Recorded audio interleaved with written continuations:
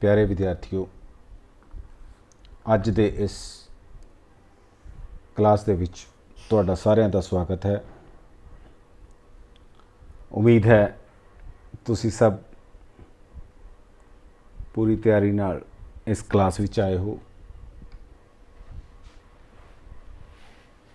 इस तो पहला वालियां जमातां दे विच असीं पहला ही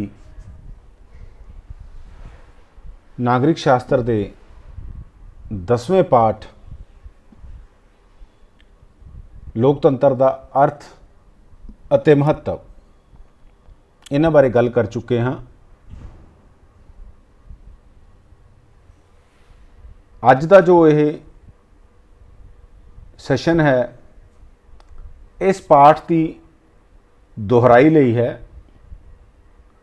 मैनू उम्मीद है कि पहले वालियां जमातां विच तुसीं ध्यान नाल सुन के इस पाठ नूं पढ़िया होवेगा अते काफ़ी कुछ तुहाडी समझ दे विच आ गया होएगा। दोहराई का उद्देश्य ये है कि जेकर किसी विद्यार्थी दे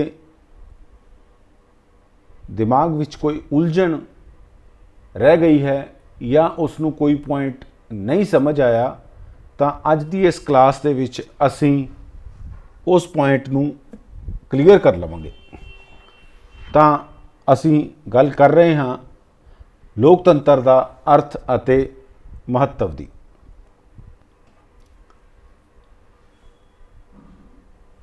इस पाठ के नाल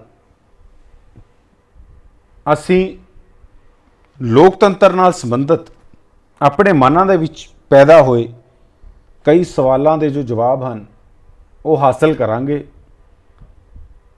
ये सवाल हैं लोकतंत्र का अर्थ की है, लोकतंत्र के मूल सिद्धांत की हैं, लोकतंत्र का महत्व की है, लोकतंत्र के राह विच आउण वालियां रुकावटां किहड़ियां-किहड़ियां हैं या लोकतंत्र की सफलता लई जरूरी शर्तां किहड़ियां हैं।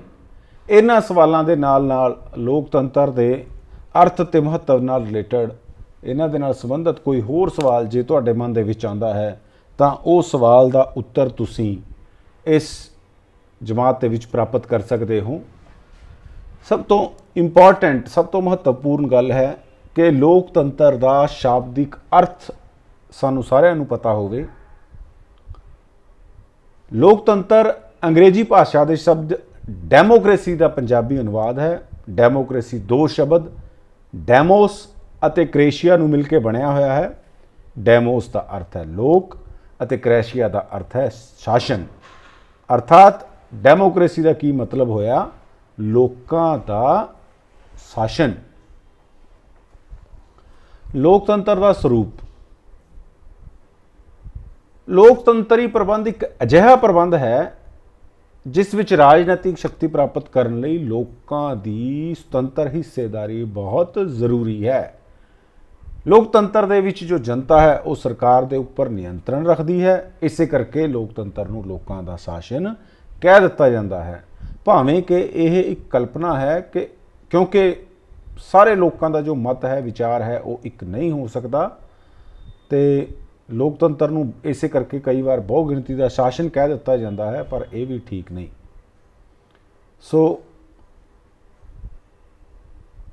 विचारिक भिन्नतावां होने के बावजूद वोटां दे द्वारा इन्हां विचारां दे विभिन्नता का हल कढ़िया जाता है। इस दे विच हिंसा की कोई थां नहीं हुंदी। चोणां दे विच कोई भी एक विचारधारा बहुते लोगों नूं अपने हक दे विच पैदा करने विच सफल हो जाती है। ये सारे विचार वटांदरे तो बाद सानू ये चार महत्वपूर्ण तत्त प्राप्त होए सी कि लोकतंत्र दे विच वख-वख विचार अते राजनैतिक दलों की होंद हुंदी है। उदाहरण असी भारत की लैने हाँ। उदाहरण दे विच अलग भारत दे विच अलग अलग तरह दी विचारधारावां हन अते अलग अलग विचारधारावां नूं मनण वाले अलग अलग राजनैतिक दल हैं। उदाहरण के तौर पर दो वड्डे राजनैतिक दल कांग्रेस अते भारतीय जनता पार्टी हैं। इस तो बिना Bahujan Samajwadi party, communist party of India ਅਤੇ ਹੋਰ ਵੀ ਕਈ ਜੋ ਰਾਜਨੀਤਿਕ ਦਲ ਹਨ ਉਹ ਭਾਰਤ ਦੇ ਵਿੱਚ ਹਨ। ਉਸ ਤੋਂ ਬਾਅਦ ਜੋ ਅਗਲਾ ਪੁਆਇੰਟ ਹੈ, ਜੋ ਲੋਕਤੰਤਰ ਦਾ ਜਿਹੜਾ ਤੱਤ ਹੈ, ਉਹ ਹੈ ਸੁਤੰਤਰ ਤੌਰ ਤੇ ਵਿਚਾਰ ਪ੍ਰਗਟਾਉਣ ਦਾ ਅਧਿਕਾਰ।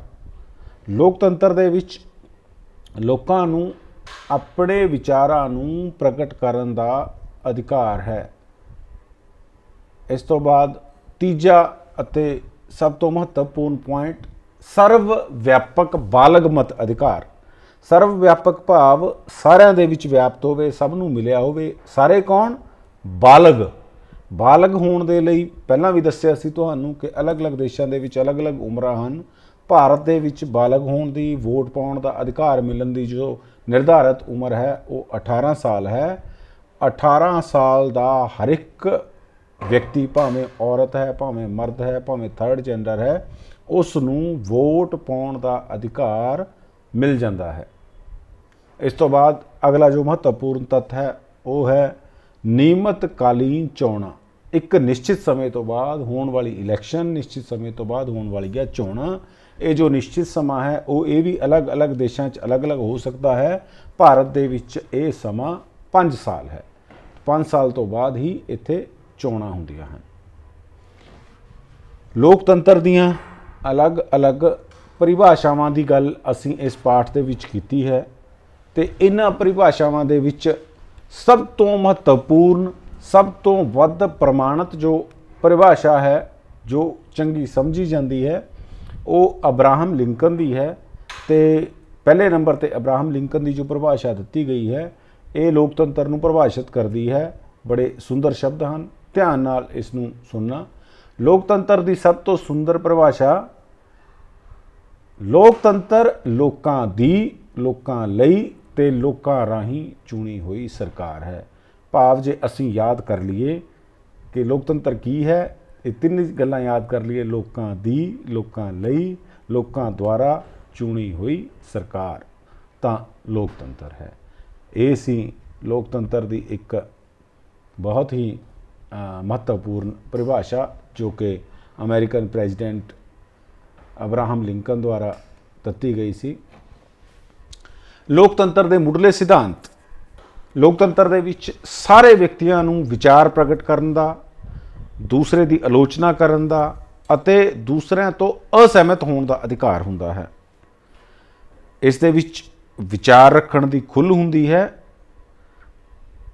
ਲੋਕਤੰਤਰ ਨਿਸ਼ਚਿਤ ਤੌਰ ਤੇ ਸਹਿਣਸ਼ੀਲਤਾ ਦੇ ਆਧਾਰਿਤ ਹੈ, ਭਾਵੇਂ ਕਿ ਸਾਡੇ ਕਿਸੇ ਵਿਰੋਧੀ ਦੇ ਨਾਲ ਵਿਚਾਰਾਂ ਦਾ ਵਿਰੋਧ ਹੋਵੇ ਪਰ ਅਸੀਂ ਇੱਕ ਦੂਸਰੇ ਦੇ ਪ੍ਰਤੀ ਸਹਿਣਸ਼ੀਲ ਹੁੰਦੇ ਹਾਂ।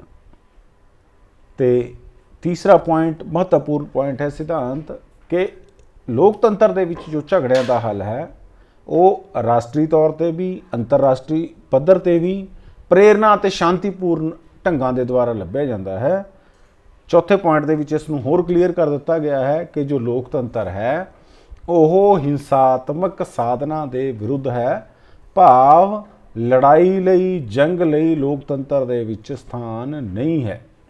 ਭਾਵੇਂ ਕਿ ਜੋ ਹਿੰਸਾਤਮਕ ਸਾਧਨ ਹੋਣ ਉਹ ਲੋਕਾਂ ਦੀ ਸਮਾਜ ਦੀ ਭਲਾਈ ਲਈ ਹੀ ਕਿਉਂ ਨਾ ਹੋਣ, ਪਰ ਲੋਕਤੰਤਰ ਇਹਨਾਂ ਨੂੰ ਅਪਰੂਵ ਨਹੀਂ ਕਰਦਾ। ਇਹਨਾਂ ਦੇ ਨਾਲ, ਹਿੰਸਾਤਮਕ ਸਾਧਨਾਂ ਦੇ ਨਾਲ ਲੋਕਤੰਤਰ ਸਹਿਮਤ ਨਹੀਂ ਹੈ। ਸਮਾਜ ਦੀ ਭਲਾਈ ਦੇ ਨਾਂ ਤੇ ਜੇ ਕੋਈ ਸਰਕਾਰ ਅਣਉਚਿਤ ਜ਼ਬਰ ਸ਼ਕਤੀ ਦਾ ਪ੍ਰਯੋਗ ਕਰਦੀ ਹੈ ਤਾਂ ਅਸੀਂ ਉਸ ਨੂੰ ਲੋਕਤੰਤਰੀ ਸਰਕਾਰ ਨਹੀਂ ਕਹਾਂਗੇ। ਲੋਕਤੰਤਰ ਦੇ ਮੁੱਢਲੇ ਸਿਧਾਂਤ, ਅਗਲੇ ਸਿਧਾਂਤ ਹਨ। ਉਹਦੇ ਵਿੱਚ ਮਨੁੱਖ ਦੇ ਸ਼ਖਸੀਅਤ ਤੇ ਗੌਰਵ ਨੂੰ ਇਹ ਯਕੀਨੀ ਬਣਾਉਂਦਾ ਹੈ। ਅਲੱਗ-ਅਲੱਗ ਤਰ੍ਹਾਂ ਦੇ ਜੋ ਅਧਿਕਾਰ ਹਨ ਉਹ ਲੋਕਤੰਤਰ ਦੇ ਅਧੀਨ ਜਨਤਾ ਨੂੰ, ਲੋਕਾਂ ਨੂੰ ਦਿੱਤੇ ਜਾਂਦੇ ਹਨ। ਅਗਲਾ ਪੁਆਇੰਟ ਹੈ ਕਿ ਲੋਕਤੰਤਰ ਦੀ ਇੱਕ ਅਜਿਹੀ ਸਰਕਾਰ ਹੈ ਜਿਸ ਵਿੱਚ ਪ੍ਰਭੂ ਸੱਤਾ ਜਨਤਾ ਕੋਲ ਹੁੰਦੀ ਹੈ। ਵਿਵਹਾਰਿਕ ਤੌਰ ਦੇ ਉੱਪਰ ਜੋ ਲੋਕਤੰਤਰ ਹੈ ਉਹ ਬਹੁ ਗਿਣਤੀ ਦਾ ਸ਼ਾਸਨ ਹੁੰਦਾ ਹੈ। ਭਾਵ ਕਿ ਜ਼ਿਆਦਾ ਗਿਣਤੀ ਦੇ ਲੋਕ ਕਿਸੇ ਜਿਹੜੇ ਵਿਚਾਰਧਾਰਾ ਨੂੰ ਵੋਟ ਪਾਉਂਦੇ ਹਨ ਉਹਨਾਂ ਦਾ ਸ਼ਾਸਨ ਹੋ ਜਾਂਦਾ ਹੈ, ਪਰ ਇਸ ਦਾ ਮਤਲਬ ਇਹ ਨਹੀਂ ਕਿ ਘੱਟ ਗਿਣਤੀ ਦੇ ਅਧਿਕਾਰਾਂ ਨੂੰ ਅਣਗੌਲਿਆ ਕੀਤਾ ਜਾਵੇ। ਘੱਟ ਗਿਣਤੀ ਲੋਕਾਂ ਦੇ ਅਧਿਕਾਰਾਂ ਦਾ ਵੀ ਲੋਕਤੰਤਰ ਦੇ ਵਿੱਚ ਪੂਰਾ ਧਿਆਨ ਰੱਖਿਆ ਜਾਂਦਾ ਹੈ। ਲੋਕਤੰਤਰ ਲੋਕਾਂ ਦੇ ਪ੍ਰਤੀਨਿਧਾਂ ਦੀ ਸਰਕਾਰ ਹੁੰਦੀ ਹੈ ਜਿਹੜੇ ਕਿ ਬਾਲਗ ਨਾਗਰਿਕਾਂ ਦੁਆਰਾ ਚੁਣੇ ਜਾਂਦੇ ਹਨ। ਅਸੀਂ ਦੱਸਿਆ ਸੀ ਕਿ 18 ਸਾਲ ਦੇ ਜੋ ਵਿਅਕਤੀ ਨੂੰ ਭਾਰਤ ਦੇ ਵਿੱਚ ਵੋਟ ਦੇਣ ਦਾ ਅਧਿਕਾਰ ਹੈ ਅਤੇ ਇਹ ਬਾਲਗ ਵਿਅਕਤੀ ਬਿਨਾਂ ਕਿਸੇ ਡਰ ਤੇ ਦਬਾਅ ਦੇ ਵਿੱਚ ਵੋਟਾਂ ਦਾ ਪ੍ਰਯੋਗ ਕਰਦੇ ਹਨ ਅਤੇ ਆਪਣੇ ਪ੍ਰਤੀਨਿਧੀ ਨੂੰ ਉਹ ਆਪਣੀ ਮਰਜ਼ੀ ਦੇ ਅਨੁਸਾਰ ਚੁਣ ਸਕਦੇ ਹਨ। ਲੋਕਤੰਤਰ ਦੇ ਵਿੱਚ ਜੋ ਸਰਕਾਰ ਹੈ ਉਹ ਸੰਵਿਧਾਨ ਦੇ ਅਨੁਸਾਰ ਕੰਮ ਕਰਦੀ ਹੈ, ਆਪਣੀ ਮਰਜ਼ੀ ਨਾਲ ਨਹੀਂ। ਲਿਖਤੀ ਤੌਰ ਦੇ ਉੱਪਰ ਇੱਕ ਕਾਨੂੰਨ ਬਣਾਇਆ ਜਾਂਦਾ ਹੈ, ਲਿਖਿਤ ਤੌਰ ਦੇ ਉੱਪਰ ਹੁੰਦਾ ਹੈ, ਜਿਸ ਨੂੰ ਸੰਵਿਧਾਨ ਕਹਿੰਦੇ ਹਨ ਅਤੇ ਕੋਈ ਵੀ ਲੋਕਤੰਤਰੀ ਸਰਕਾਰ ਇਸ ਸੰਵਿਧਾਨ ਦੇ ਵਿਰੁੱਧ ਨਹੀਂ ਕੰਮ ਕਰ ਸਕਦੀ। ਇਹ ਲੋਕਾਂ ਦੁਆਰਾ ਪ੍ਰਵਾਨ ਕੀਤੇ ਹੋਏ ਇਸ ਸੰਵਿਧਾਨ ਦੇ ਅਨੁਸਾਰ ਹੀ ਸ਼ਾਸਨ ਦਾ ਕੰਮ ਕਰਦੀ ਹੈ। 11ਵਾਂ ਪੁਆਇੰਟ ਹੈ, ਲੋਕਤੰਤਰ ਵਿੱਚ ਲੋਕਾਂ ਦੀ ਭਲਾਈ ਦਾ ਉਦੇਸ਼ ਛੁਪਿਆ ਹੁੰਦਾ ਹੈ। ਭਾਵ ਲੋਕਤੰਤਰੀ ਸਰਕਾਰ ਦਾ ਜੋ ਉਦੇਸ਼ ਹੈ ਉਹ ਲੋਕਾਂ ਦੀ ਭਲਾਈ ਹੈ। ਲੋਕਤੰਤਰ ਦੇ ਵਿੱਚ ਸੰਵਿਧਾਨਿਕ ਤਰੀਕਿਆਂ ਦੇ ਨਾਲ ਸਰਕਾਰ ਨੂੰ ਬਦਲਿਆ ਜਾ ਸਕਦਾ ਹੈ। ਭਾਵ ਜੇਕਰ ਕੋਈ ਸਰਕਾਰ ਕੰਮ ਨਹੀਂ ਕਰ ਰਹੀ ਤਾਂ ਕੁਝ ਲੋਕਤਾਂਤਰਿਕ ਹਿੱਸੇ ਹਨ, ਲੋਕਤਾਂਤਰਿਕ ਤਰੀਕੇ ਹਨ, ਜਿਵੇਂ ਕਿ ਚੋਣਾਂ ਦੇ ਵਿੱਚ ਅਸੀਂ ਪਹਿਲੀ ਸਰਕਾਰ ਦੇ ਵਿਰੁੱਧ ਦੇ ਵਿੱਚ ਵੋਟਾਂ ਪਾ ਕੇ ਦੂਸਰੇ ਰਾਜਨੀਤਿਕ ਦਲ ਦੀ ਸਰਕਾਰ ਹੈ ਉਹ ਚੁਣ ਸਕਦੇ ਹਾਂ ਅਤੇ ਪਹਿਲਾਂ ਵਾਲੀ ਸਰਕਾਰ ਨੂੰ ਹਟਾ ਸਕਦੇ ਹਾਂ। ਹੁਣ ਅਸੀਂ ਗੱਲ ਕਰਦੇ ਹਾਂ ਲੋਕਤੰਤਰ ਦੇ ਮਹੱਤਵ ਦੀ। ਅੱਜ ਦੇ ਇਸ ਸਮਾਜ ਦੇ ਵਿੱਚ, ਪੂਰੇ ਸੰਸਾਰ ਦੇ ਵਿੱਚ ਲੋਕਤੰਤਰ ਦਾ ਬਹੁਤ ਜ਼ਿਆਦਾ ਮਹੱਤਵ ਹੈ। ਲੋਕਤੰਤਰ ਦੇ ਮਹੱਤਵ ਦੇ ਕੁਝ ਜੋ ਪੁਆਇੰਟ ਹਨ ਉਹ ਤੁਹਾਡੇ ਨਾਲ ਇੱਕ ਵਾਰ ਫੇਰ ਮੈਂ ਸਾਂਝੇ ਕਰਨ ਲੱਗਿਆ ਹਾਂ। ਇਹਨਾਂ ਦੇ ਵਿੱਚ ਪਹਿਲਾ ਪੁਆਇੰਟ ਹੈ ਖੂਨੀ ਕ੍ਰਾਂਤੀ ਦੀ ਘੱਟ ਸੰਭਾਵਨਾ। ਅਸੀਂ ਪਹਿਲਾਂ ਹੀ ਗੱਲ ਕਰ ਚੁੱਕੇ ਹਾਂ ਕਿ ਲੋਕਤੰਤਰ ਜੋ ਹੈ ਉਹ ਹਿੰਸਾਤਮਕ ਸਾਧਨਾਂ ਦੇ ਵਿਰੁੱਧ ਹੈ ਅਤੇ ਹਿੰਸਾਤਮਕ ਸਾਧਨਾਂ ਦੇ ਵਿਰੁੱਧ ਹੋਣ ਦੇ ਕਾਰਨ ਲੋਕਤੰਤਰ ਦੇ ਵਿੱਚ ਖੂਨੀ ਕ੍ਰਾਂਤੀ ਦੀ ਕੋਈ ਵੀ ਸੰਭਾਵਨਾ ਨਹੀਂ ਹੁੰਦੀ। ਇਸ ਦੇ ਵਿੱਚ ਸ਼ਾਂਤੀਪੂਰਵਕ ਢੰਗ ਦੇ ਨਾਲ ਵੋਟਾਂ ਪਾ ਕੇ ਆਪਦੇ ਮਤ ਅਧਿਕਾਰ ਦਾ ਪ੍ਰਯੋਗ ਕਰਕੇ ਅਸੀਂ ਸਰਕਾਰਾਂ ਨੂੰ ਬਦਲ ਸਕਦੇ ਹਾਂ ਅਤੇ ਇਸ ਦੇ ਲਈ ਕੋਈ ਖੂਨ ਖਰਾਬੇ ਦੀ ਲੋੜ ਨਹੀਂ। ਦੂਜਾ ਪੁਆਇੰਟ, ਦੇਸ਼ ਭਗਤੀ ਦੀ ਭਾਵਨਾ ਦੇ ਵਿੱਚ ਵਾਧਾ। ਲੋਕਤੰਤਰ ਦੇ ਵਿੱਚ ਲੋਕਾਂ ਨੂੰ ਐਂ ਲੱਗਦਾ ਹੈ, ਇਸ ਤਰ੍ਹਾਂ ਲੱਗਦਾ ਹੈ ਕਿ ਉਹ ਇਸ ਸ਼ਾਸਨ ਪ੍ਰਣਾਲੀ ਦਾ ਇੱਕ ਹਿੱਸਾ ਹਨ ਅਤੇ ਇੱਕ ਦੇਸ਼ ਦਾ ਹਿੱਸਾ ਹਨ। ਜਦੋਂ ਉਹ ਆਪਣਾ ਪ੍ਰਤੀਨਿਧੀ ਚੁਣਦੇ ਹਨ, ਆਪਣੇ ਆਪ ਨੂੰ ਜ਼ਿੰਮੇਵਾਰ ਮਹਿਸੂਸ ਕਰਦੇ ਹਨ ਅਤੇ ਇਸ ਦੇ ਨਾਲ ਉਹਨਾਂ ਦੇ ਵਿੱਚ ਦੇਸ਼ ਭਗਤੀ ਦੀ ਭਾਵਨਾ ਦਾ ਵਾਧਾ ਹੁੰਦਾ ਹੈ। ਤੀਸਰਾ ਪੁਆਇੰਟ ਹੈ, ਲੋਕਤੰਤਰ ਸਮਾਨਤਾ 'ਤੇ ਆਧਾਰਿਤ ਹੈ। ਭਾਵ ਲੋਕਤੰਤਰ ਦੇ ਵਿੱਚ ਲੋਕਾਂ ਨੂੰ ਸਮਾਨ ਸਮਝਿਆ ਜਾਂਦਾ ਹੈ, ਭਾਵੇਂ ਗਰੀਬ ਹੈ, ਭਾਵੇਂ ਅਮੀਰ ਹੈ, ਭਾਵੇਂ ਔਰਤ ਹੈ, ਭਾਵੇਂ ਉਹ ਆਦਮੀ ਹੈ, ਸਾਰਿਆਂ ਨੂੰ ਇੱਕ ਸਮਾਨ ਸਮਝਿਆ ਜਾਂਦਾ ਹੈ। ਇੱਕ ਸਮਾਨ ਉਮਰ ਪ੍ਰਾਪਤ ਕਰਨ 'ਤੇ, ਜੋ ਕਿ 18 ਸਾਲ ਹੈ, ਸਾਰਿਆਂ ਨੂੰ ਵੋਟ ਦਾ ਅਧਿਕਾਰ ਮਿਲ ਜਾਂਦਾ ਹੈ। ਇਸ ਦੇ ਵਿੱਚ ਕੋਈ ਭੇਦਭਾਵ ਨਹੀਂ ਕੀਤਾ ਜਾਂਦਾ ਕਿ ਔਰਤ ਨੂੰ ਨਹੀਂ ਮਿਲਣਾ ਜੀ ਜਾਂ ਕਿਸੇ ਗਰੀਬ ਨੂੰ ਨਹੀਂ ਮਿਲਣਾ, ਸਾਰੇ ਹੀ ਸਮਾਨ ਹਨ। ਲੋਕਮਤ ਦੀ ਪ੍ਰਤੀਨਿਧਤਾ। ਲੋਕਤੰਤਰ ਦੇ ਵਿੱਚ ਲੋਕਾਂ ਦੀ ਅਸਲੀ ਪ੍ਰਤੀਨਿਧੀ ਸਰਕਾਰ ਹੁੰਦੀ ਹੈ ਅਤੇ ਇਹ ਲੋਕਾਂ ਦੀ ਸਧਾਰਨ ਇੱਛਾ ਦੇ ਅਨੁਸਾਰ ਕਾਨੂੰਨ ਬਣਾਉਂਦੀ ਹੈ। ਭਾਵ ਜੋ ਲੋਕਾਂ ਦਾ ਮਤ ਹੈ ਉਸ ਦੇ ਅਨੁਸਾਰ ਹੀ ਪ੍ਰਤੀਨਿਧ ਚੁਣੇ ਜਾਂਦੇ ਹਨ ਅਤੇ ਲੋਕਾਂ ਦੇ ਵਿਚਾਰਾਂ ਦੇ ਅਨੁਸਾਰ ਹੀ ਉਹ ਕਾਨੂੰਨ ਨਿਰਮਾਣ ਦਾ ਕੰਮ ਕਰਦੇ ਹਨ। ਅਗਲਾ ਜੋ ਲੋਕਤੰਤਰ ਦਾ ਮਹੱਤਵ ਹੈ ਉਸ ਦੇ ਵਿੱਚ ਲੋਕਤੰਤਰ ਦੇ ਵਿੱਚ ਵਿਅਕਤੀਗਤ ਸੁਤੰਤਰਤਾ ਨੂੰ ਯਕੀਨੀ ਬਣਾਉਂਦਾ ਹੈ। ਇਸ ਦੇ ਵਿੱਚ ਲੋਕਤੰਤਰ ਦੇ ਵਿੱਚ ਲੋਕਾਂ ਨੂੰ ਵਿਚਾਰ ਪ੍ਰਗਟਾਉਣ ਦੀ ਆਜ਼ਾਦੀ, ਸ਼ਾਂਤੀਪੂਰਵਕ ਢੰਗ ਨਾਲ ਇਕੱਠੇ ਹੋਣ ਦੀ ਆਜ਼ਾਦੀ, ਸੰਘ ਜਾਂ ਯੂਨੀਅਨ ਬਣਾਉਣ ਦੀ ਆਜ਼ਾਦੀ ਦਿੱਤੀ ਜਾਂਦੀ ਹੈ। ਇਸ ਦੇ ਵਿੱਚ ਪ੍ਰੈਸ ਨੂੰ ਵੀ ਸੁਤੰਤਰ ਰੱਖਿਆ ਜਾਂਦਾ ਹੈ। 6ਵਾਂ ਅਤੇ ਮਹੱਤਵਪੂਰਨ ਪੁਆਇੰਟ, ਲੋਕਤੰਤਰ ਦੇ ਵਿੱਚ ਲੋਕਾਂ ਨੂੰ ਰਾਜਨੀਤਿਕ ਸਿੱਖਿਆ ਵਧੇਰੇ ਮਿਲਦੀ ਹੈ। ਜਦੋਂ ਵੀ ਇਲੈਕਸ਼ਨ ਹੁੰਦੇ ਹਨ, ਜਦੋਂ ਵੀ ਚੋਣਾਂ ਹੁੰਦੀਆਂ ਹਨ, ਰਾਜਨੀਤਿਕ ਦਲਾਂ ਦੇ ਪ੍ਰਤੀਨਿਧੀ ਰੈਲੀਆਂ ਕਰਦੇ ਹਨ ਅਤੇ ਲੋਕਾਂ ਨੂੰ ਆਪਣੀਆਂ ਨੀਤੀਆਂ ਪ੍ਰਤੀ, ਸਰਕਾਰ ਦੇ ਕੰਮਾਂ ਦੇ ਪ੍ਰਤੀ ਜਾਣੂ ਕਰਾਉਂਦੇ ਹਨ ਅਤੇ ਲੋਕਾਂ ਨੂੰ ਰਾਜਨੀਤਿਕ ਸਿੱਖਿਆ ਇਹਨਾਂ ਰੈਲੀਆਂ ਰਾਹੀਂ, ਇਹਨਾਂ ਦੇ ਵੰਡੇ ਹੋਏ ਪੈਂਫਲੇਟਸ ਰਾਹੀਂ ਆਪਾਂ ਨੂੰ ਵਧੀਆ ਢੰਗ ਦੇ ਨਾਲ ਰਾਜਨੀਤਿਕ ਸਿੱਖਿਆ ਪ੍ਰਾਪਤ ਹੁੰਦੀ ਹੈ। 7ਵਾਂ ਪੁਆਇੰਟ, ਲੋਕਤੰਤਰ ਵਿੱਚ ਸ਼ਾਂਤੀ ਦੀ ਵਿਵਸਥਾ ਬਣੀ ਰਹਿੰਦੀ ਹੈ, ਇਸ ਕਰਕੇ ਤਰੱਕੀ ਹੁੰਦੀ ਹੈ। ਅਸੀਂ ਪਹਿਲਾਂ ਹੀ ਗੱਲ ਕਰ ਚੁੱਕੇ ਹਾਂ ਕਿ ਲੋਕਤੰਤਰ ਹਿੰਸਾਤਮਕ ਸਾਧਨਾਂ ਦੇ ਵਿਰੁੱਧ ਹੈ। इस करके लोकतंत्र दे विच शांति रहिंदी है अते शांति दे विच लोकां दी तरक्की हुंदी है अते जनता तरक्की दे राह ते चलण दे लई प्रेरित हुंदी है। लोकतंत्र दे विच जनता विच नैतिक गुणां दा विकास हुंदा है। लोकतंत्र शासन प्रणाली है, यह लोकां नूं सहनशीलता, सहयोग अते आत्म बलिदान वर्गे जो गुण हैं यह सिखाउंदी है। असी लोकतंत्र दे महत्व दे नाल नाल लोकतंत्र दे राह दे विच आउण वालीआं रुकावटां दी भी गल करांगे। लोकतंत्र दे राह दे विच भी कई रुकावटां हन, उन्हां दे विचों नंबर 1 ते है खेतरवाद। भारत सब तो वड्डा लोकतंत्र है, इस दे विच अलग अलग खेतर हैं अते काफ़ी लोगों दी विचारधारावां अजिहियां हन कि ओह देश के हितों की बजाय अपने खेतर के हितों नूं अगे रखते हैं ते इस खेतरवाद की भावना जो है वो छोटी सोच बना दिंदी है अते लोग अपने खेतरी हितों नूं ही तरजीह दिंदे हैं, राष्ट्रवाद की भावना नूं तरजीह नहीं दिंदे अते ये लोकतंत्र के राह दे विच एक बहुत वड्डी रुकावट है। दूसरे नंबर ते बीमारी। जे कोई व्यक्ति लंबे तौर पर लंबे समय तो बीमार है तो ओह अपने देश के प्रति, अपने जनतक मामलों के प्रति कोई रुचि नहीं दिखाता तो वह बीमारी दे लड़न दे तक ही सीमित रह जाता है। इस तो बिना लोकतंत्र के राह दे विच एक वड्डी रुकावट है जातिवाद अते संप्रदायिकता। उदाहरण फिर असी अपने देश भारत की लैंदे हाँ। भारत एक विशाल देश है, इस दे विच अलग अलग जातियां दे अलग अलग संप्रदावां दे लोग रहिंदे हन अते जदों ये व्यक्ति या ये लोग अपनी जाति के हितों के प्रति या सिर्फ अपने संप्रदाय के हितों के प्रति ही रहिंदे हन तां यह समाज दे विच नफरत अते तनाव पैदा करते हैं अते ये नफरत अते तनाव देश की एकता दे लई अते अखंडता दे लई खतरा हैं। चौथा पॉइंट अनपढ़ता।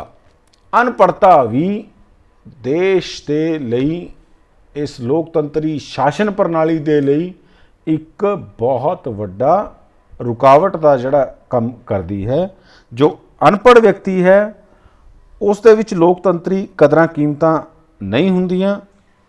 ओह लोकतंत्र दे विच अनपढ़ व्यक्ति अहम भूमिका नहीं निभा सकता। ਉਹ आर्थिक समाजिक ਤੇ राजनैतिक समस्यावां बारे जानकारी नहीं रखता ਅਤੇ कई बार लोग अपने नेतावां ਦੇ झूठे वादियां ਵਿੱਚ आ के अपनी वोट की वरतों गलत कर सकता है। इस तो अगला जो पॉइंट है वो है गरीबी। कई बार जो गरीब व्यक्ति है अपनी गरीबी के कारण अपनी वोट नूं वेचण लई मजबूर हो जाता है ਅਤੇ वोट का गलत प्रयोग हो जाता है जो कि लोकतंत्री शासन प्रणाली के लिए एक नुकसान वाली गल है। इस तो बिना उदासीनता या निराशता। भाव कई लोग अपने देश दी समस्यावां के प्रति, देश के मसलियां के प्रति, अपने समाज के मसलियां के प्रति उदासीन हुंदे हन। इस करके वो भाषण सुनने या रैलियां दे विच नहीं जाते अते ना जाण दे कारण उन्हां दे विच जागरूकता पैदा नहीं हुंदी, वो उदासीन ही रहिंदे हन अते जिहड़े अजिहे लोग हन वो लोकतंत्र लई खतरा हुंदे हन। इन्हां तो बिना भी राजनैतिक दलों की संगठित जो अते सिद्धांतक राजनैतिक दलों की अणहोंद, भ्रिष्टाचार, राजनैतिक दलों के प्रति लोगों के विश्वास विच कमी, देशभक्ति की घट रही भावना अते विरोधी दलों के विच सकारात्मक सोच की कमी आदि होर समस्यावां भी हैं जो भारतीय लोकतंत्र नूं दुनिया का सब तो वधिया लोकतंत्र बनन दे राह दे विच समस्यावां हैं। इस तो बाद असीं गल करांगे लोकतंत्र की सफलता दे लई जरूरी शर्तां दी।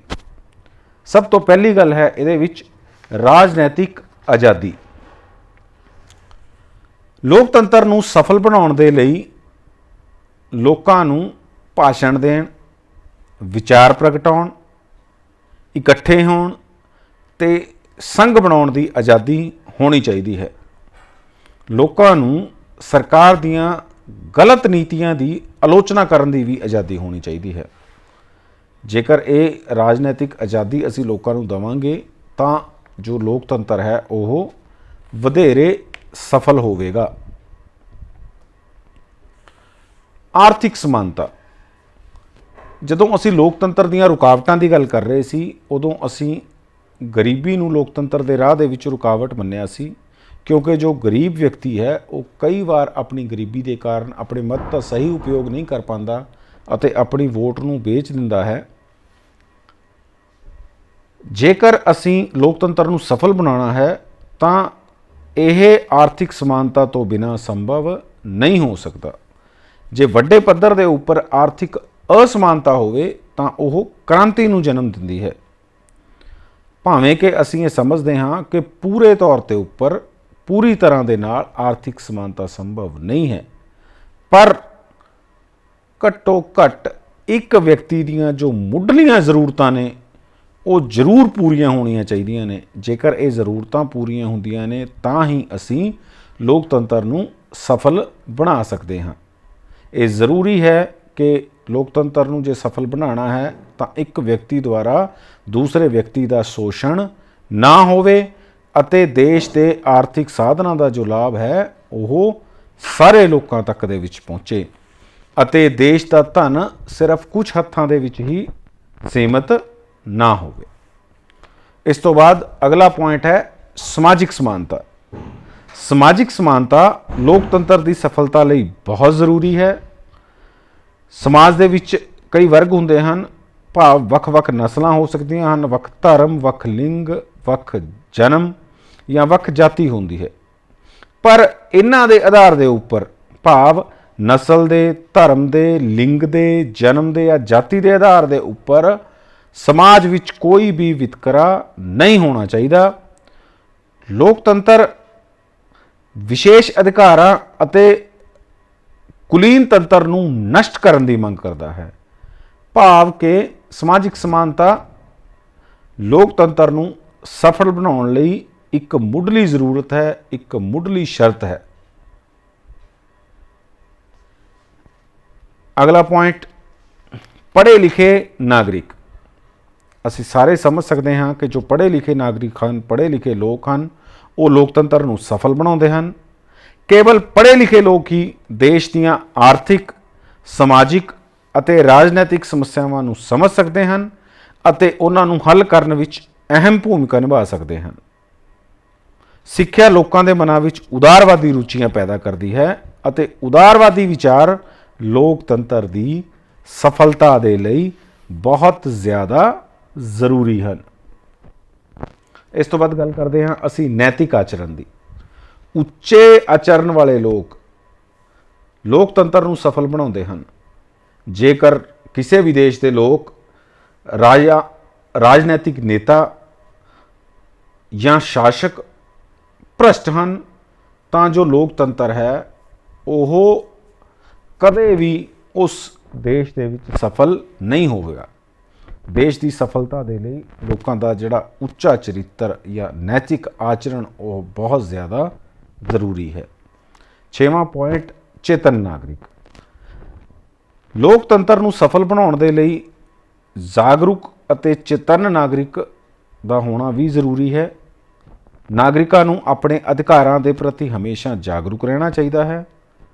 ਅਧਿਕਾਰਾਂ ਦੇ ਨਾਲ ਨਾਲ ਆਪਣੇ ਕਰਤੱਵਾਂ ਦੀ ਵੀ ਨਾਗਰਿਕਾਂ ਨੂੰ ਪੂਰੀ ਇਮਾਨਦਾਰੀ ਨਾਲ ਪਾਲਣਾ ਕਰਨੀ ਜ਼ਰੂਰੀ ਹੈ। ਜੇਕਰ ਨਾਗਰਿਕ ਚੇਤਨ ਨਹੀਂ ਹੋਣਗੇ ਤਾਂ ਉਸ ਦੇਸ਼ ਦੇ ਵਿੱਚ ਕੋਈ ਵੀ ਸਰਕਾਰ ਤਾਨਾਸ਼ਾਹ ਬਣ ਸਕਦੀ ਹੈ। ਅਗਲਾ ਪੁਆਇੰਟ ਚੰਗੇ ਨੇਤਾ। ਲੋਕਤੰਤਰ ਦੀ ਸਫਲਤਾ ਲਈ ਬੁੱਧੀਮਾਨ, ਇਮਾਨਦਾਰ ਅਤੇ ਚੰਗੇ ਨੇਤਾਵਾਂ ਦਾ ਹੋਣਾ ਬਹੁਤ ਜ਼ਰੂਰੀ ਹੈ। ਉਹ ਨੇਤਾ ਸਹੀ ਫੈਸਲੇ ਲੈਣ ਦੇ ਯੋਗ ਹੋਣ, ਉਹਨਾਂ ਦਾ ਆਚਰਣ ਉੱਚਾ ਹੋਵੇ, ਪਹਿਲ ਕਦਮੀ ਦਾ ਗੁਣ ਹੋਵੇ। ਇਹ ਸਾਰੇ ਗੁਣ ਜੇ ਚੰਗੇ ਨੇਤਾ ਦੇ ਵਿੱਚ ਹੋਣਗੇ ਤਾਂ ਹੀ ਉਸ ਦੇਸ਼ ਦਾ ਜਿਹੜਾ ਲੋਕਤੰਤਰ ਹੈ ਉਹ ਸਫਲ ਹੋ ਪਾਵੇਗਾ। ਸਥਾਨਕ ਸਵੈ ਸਰਕਾਰ ਦੀਆਂ ਸੰਸਥਾਵਾਂ। ਭਾਰਤ ਦੇ ਵਿੱਚ ਸਥਾਨਕ ਸਵੈ ਸਰਕਾਰ ਦੀਆਂ ਸੰਸਥਾਵਾਂ ਹਨ, ਜਿਵੇਂ ਗ੍ਰਾਮ ਪੰਚਾਇਤ ਹਨ, ਪੰਚਾਇਤ ਸਮਿਤੀ, ਜ਼ਿਲ੍ਹਾ ਪਰਿਸ਼ਦ ਅਤੇ ਨਗਰ ਪਾਲਿਕਾ। ਇਹ ਸਥਾਨਕ ਸਰਕਾਰ ਦੀਆਂ ਜੋ ਸੰਸਥਾਵਾਂ ਹਨ ਇਹ ਲੋਕਾਂ ਨੂੰ ਪ੍ਰਸ਼ਾਸਨ ਚਲਾਉਣ ਦੀ ਕਲਾ ਦੀ ਸਿੱਖਿਆ ਦਿੰਦੀਆਂ ਹਨ। ਛੋਟੇ ਜੋ ਇਲੈਕਸ਼ਨ ਹਨ, ਇਹਨਾਂ ਇਲੈਕਸ਼ਨਾਂ ਦੇ ਰਾਹੀਂ ਰਾਜਨੀਤਿਕ ਜਾਗਰਤੀ ਸਾਨੂੰ ਪ੍ਰਾਪਤ ਹੁੰਦੀ ਹੈ, ਗਿਆਨ ਪ੍ਰਾਪਤ ਹੁੰਦਾ ਹੈ। ਇਹ ਲੋਕਤੰਤਰ ਦੀ ਸਫਲਤਾ ਲਈ ਜ਼ਰੂਰੀ ਹੈ। ਲੋਕਤੰਤਰ ਦੀ ਸਫਲਤਾ ਲਈ ਅਗਲਾ ਮਹੱਤਵਪੂਰਨ ਪੁਆਇੰਟ ਹੈ ਨਿਆਂਪਾਲਿਕਾ ਦੀ ਸੁਤੰਤਰਤਾ। ਇੱਕ ਸੱਚੇ ਲੋਕਤੰਤਰ ਵਿੱਚ ਨਿਆਂਪਾਲਿਕਾ ਦੀ ਸੁਤੰਤਰਤਾ ਬਹੁਤ ਜ਼ਰੂਰੀ ਹੈ। ਨਿਆਂਪਾਲਿਕਾ ਈਮਾਨਦਾਰ ਵੀ ਹੋਣੀ ਚਾਹੀਦੀ ਹੈ ਅਤੇ ਈਮਾਨਦਾਰ ਹੋਣ ਦੇ ਨਾਲ ਨਾਲ ਨਿਡਰ ਹੋਣੀ ਵੀ ਜ਼ਰੂਰੀ ਹੈ। ਸੁਤੰਤਰ ਜੋ ਨਿਆਂਪਾਲਿਕਾ ਹੈ ਉਹ ਲੋਕਾਂ ਦੇ ਅਧਿਕਾਰਾਂ ਅਤੇ ਆਜ਼ਾਦੀ ਦੀ ਰੱਖਿਅਕ ਹੁੰਦੀ ਹੈ। ਸੁਤੰਤਰ ਤੇ ਈਮਾਨਦਾਰ ਨਿਆਂਪਾਲਿਕਾ ਸਰਕਾਰਾਂ ਦੀ ਨਿਰੰਕੁਸ਼ਤਾ ਤੇ ਰੋਕ ਲਗਾਉਂਦੀ ਹੈ। ਅਗਲਾ ਪੁਆਇੰਟ ਕਾਨੂੰਨ ਦਾ ਸ਼ਾਸਨ। ਕਾਨੂੰਨ ਦਾ ਸ਼ਾਸਨ ਲੋਕਤੰਤਰ ਦੀ ਸਫਲਤਾ ਲਈ ਅਤੀ ਜ਼ਰੂਰੀ ਹੈ। ਇਸ ਦਾ ਅਰਥ ਹੈ ਕਿ ਕੋਈ ਵੀ ਵਿਅਕਤੀ ਕਾਨੂੰਨ ਤੋਂ ਉੱਪਰ ਨਹੀਂ, ਕਿਸੇ ਨੂੰ ਵੀ ਪੱਖਪਾਤੀ ਢੰਗ ਨਾਲ ਸਜ਼ਾ ਨਹੀਂ ਮਿਲ ਸਕਦੀ। ਹਰ ਵਿਅਕਤੀ ਕਾਨੂੰਨ ਦੇ ਸਾਹਮਣੇ ਸਮਾਨ ਹੈ। ਨੈਕਸਟ ਪੁਆਇੰਟ ਸ਼ਕਤੀਆਂ ਦਾ ਵਿਕੇਂਦਰੀਕਰਨ, ਭਾਵ ਇੱਕ ਥਾਂ ਦੇ ਉੱਪਰ ਸ਼ਕਤੀਆਂ ਹੋਣ ਦੀ ਥਾਂ ਦੇ ਉੱਪਰ ਸ਼ਕਤੀਆਂ ਨੂੰ ਵੰਡਣਾ। ਲੋਕਤੰਤਰ ਲਈ ਸ਼ਕਤੀਆਂ ਦਾ ਵਿਕੇਂਦਰੀਕਰਨ ਬਹੁਤ ਜ਼ਰੂਰੀ ਹੈ। ਸ਼ਕਤੀਆਂ ਦਾ ਵਿਕੇਂਦਰੀਕਰਨ ਲੋਕਾਂ ਨੂੰ ਪ੍ਰਸ਼ਾਸਨ ਚਲਾਉਣ ਦੀ ਕਲਾ ਵਿੱਚ ਸਿੱਖਿਅਤ ਕਰਦਾ ਹੈ ਅਤੇ ਇਸ ਦੇ ਵਿਕੇਂਦਰੀਕਰਨ ਦੇ ਕਾਰਨ, ਸ਼ਕਤੀਆਂ ਦੇ ਵਿਕੇਂਦਰੀਕਰਨ ਦੇ ਕਾਰਨ ਸਰਕਾਰ ਦਾ ਕੋਈ ਵੀ ਅੰਗ ਜਾਂ ਅਧਿਕਾਰੀ ਨਿਰੰਕੁਸ਼ ਨਹੀਂ ਬਣ ਸਕਦਾ।